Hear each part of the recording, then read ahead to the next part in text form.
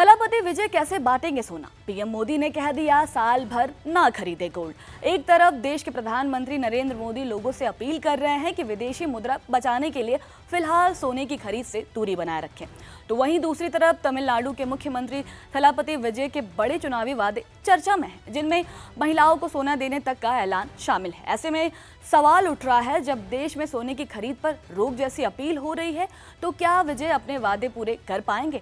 और अगर हाँ, तो आखिर इस सोने की राजनीति का असली समीकरण क्या है?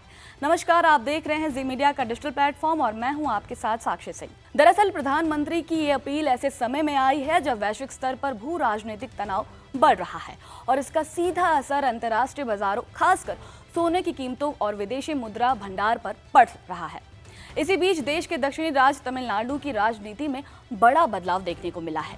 फिल्म इंडस्ट्री के सुपरस्टार थलापति विजय ने राजनीति में कदम रखते हुए अपनी पार्टी टीवीके के जरिए ऐतिहासिक जीत हासिल की है और अब वे राज्य के नए मुख्यमंत्री बन चुके हैं। शपथ ग्रहण के तुरंत बाद ही उन्होंने तेजी से प्रशासनिक फैसले लेने शुरू कर दिए हैं, जिससे राज्य की राजनीति में नई हलचल पैदा हो गई है। मुख्यमंत्री बनने के बाद विजय ने सबसे पहले महिलाओं की सुरक्षा को प्राथमिकता देते हुए सिंगापन स्पेशल टास्क फोर्स के गठन का ऐलान किया है। इस विशेष टास्क फोर्स का उद्देश्य राज्य में महिलाओं की सुरक्षा को मजबूत करना, अपराधों पर नियंत्रण रखना और ड्रग्स से जुड़े मामलों पर सख्त कार्रवाई करना बताया गया है। इसके अलावा पूरे राज्य में एंटी नारकोटिक यूनिट बनाने की भी योजना है, ताकि नशे के नेटवर्क को पूरी तरह खत्म किया जा सके। सरकार ने प्रशासनिक व्यवस्था को मजबूत करने के लिए वरिष्ठ आईएएस अधिकारियों को भी सलाहकार के रूप में नियुक्त किया है, ताकि नए मुख्यमंत्री के फैसले को प्रभावी तरीके से लागू किया जा सके। हालांकि थलापति विजय के सामने अब सबसे बड़ी चुनौती उनके चुनावी वादों को पूरा करने की है।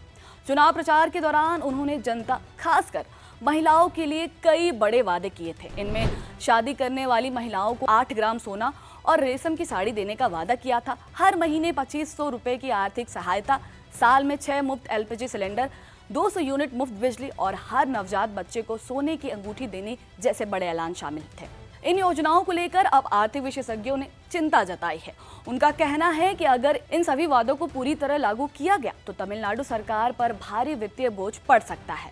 अनुमान के अनुसार इन योजनाओं पर हर साल करीब 1 लाख करोड़ रुपए तक का अतिरिक्त खर्च आ सकता है, जो राज्य के कुल राजस्व का लगभग आधा हिस्सा है। विशेषज्ञों के अनुसार राज्य पहले से ही वित्तीय घाटे की सीमा के करीब चल रहा है। ऐसे में नई योजनाओं के लिए अतिरिक्त खर्च निकालना आसान नहीं होगा।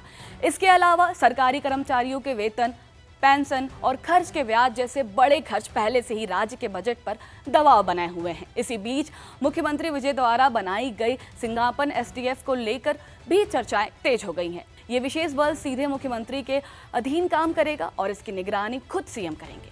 इसमें पुलिस विभाग के कई वरिष्ठ अधिकारी शामिल होंगे, जिनमें इंस्पेक्टर जनरल, एसपी, डीएसपी और अन्य अधिकारी शामिल हैं। इस फोर्स का उद्देश्य महिलाओं की सुरक्षा और अपराध नियंत्रण को और मजबूत बनाना है। सिंगापन शब्द तमिल भाषा की शक्ति और साहस का प्रतीक माना जाता है, जिसे महिलाओं की सुरक्षा से जोड़कर देखा जा रहा है। वहीं जहां एक तरफ पीएम नरेंद्र मोदी देश की आर्थिक स्थिरता को ध्यान में रखते हुए सोने की खरीद कम करने की अपील कर रहे हैं, तो दूसरी ओर तमिलनाडु में मुख्यमंत्री थलापति विजय अपने चुनावी वादों के जरिए बड़े सामाजिक और आर्थिक बदलाव लाने की कोशिश कर रहे हैं। इन दोनों घटनाओं ने देश में एक दिलचस्प बहस छेड़ दी है। जहां एक ओर राष्ट्रीय स्तर पर आर्थिक संतुलन की बात हो रही है, तो वहीं दूसरी ओर राज्य के स्तर पर बड़े सामाजिक वादों और योजनाओं के जरिए जनता को राहत देने की कोशिश की जा रही है। फिलहाल दोनों ही मामलों पर नजर बनी हुई है और आने वाले समय में ये देखना अहम होगा कि प्रधानमंत्री की आर्थिक अपील और तमिलनाडु सरकार के महत्वाकांक्षी वादे किस तरह जमीन पर उतरते हैं और उनका देश व राजस्व की अर्थव्यवस्था पर क्या असर पड़ता है।